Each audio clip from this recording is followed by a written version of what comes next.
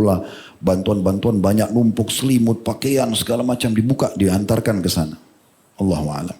Ya, dan memang sekarang negosiasinya, ya itu yang dilakukan negara-negara Timur Tengah sudah sangat melakukan banyak hal langkah-langkah mereka ya. Mungkin ada sebagian orang emosional, kita harus perang. Ya ini bukan seperti antum lempar kacang. Ya. Ini perang itu bukan main-main teman-teman ya.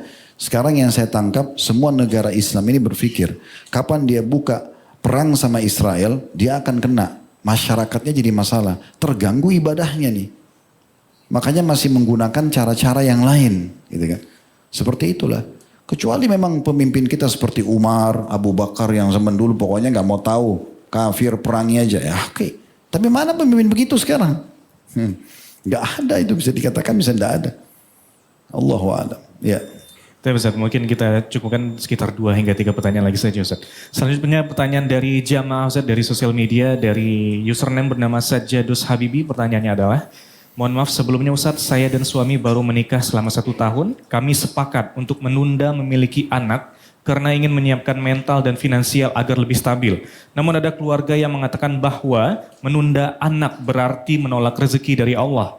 Apakah keputusan kami ini termasuk dosa atau tidak bertawakal kepada Allah? Bagaimana pandangan syariat tentang menunda kehamilan untuk sementara waktu Ustaz? Kalau menunda nggak ada masalah. Kalau menunda kehamilan ya. Contoh misalnya antum pengantin baru. Udah kita tunda dulu 1 tahun ya. Pacaran halal itu kan. Karena sudah akad nikah. Silakan mau safar sama-sama. Masih mau silaturahim keluarga. Mungkin keluarganya Masya Allah nyebar di seluruh Indonesia misalnya. Dia masih mau pergi umroh haji sama-sama. Atau masih mau selesaikan studi. Atau mungkin sang suami masih tugas di kota lain. Tahun depan baru. Itu tidak ada masalah semuanya. Gitu kan. Atau misalnya punya anak 1.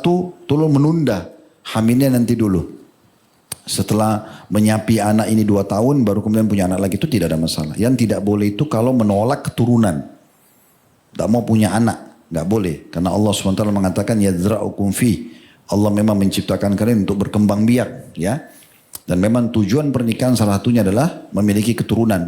Jadi kalau dari awal antum nikah, calon pasangan antum mengatakan saya nggak mau punya anak ya, baik calon suami atau istri, jangan menikah dengan orang ini. Karena Nabi SAW mengatakan apa? Nikahlah dengan wanita yang subur dan penyayang. Subur duluan. Lalu Nabi bilang apa? Tanggapi masalah suburnya karena aku bangga dengan jumlah umatku pada hari kiamat. Makin banyak keturunan makin baik. Ya. Jadi intinya sebenarnya kalau menunda teman-teman karena ada urusan-urusan penting nggak ada masalah. Yang penting jangan sampai kita menghalangi diri kita dari keturunan. Allahu a'lam. Baik, barakallahu fiik Ustaz. Selanjutnya dari seorang hamba Allah. Mohon maaf sebelumnya Ustaz, saya ingin bertanya mengenai masalah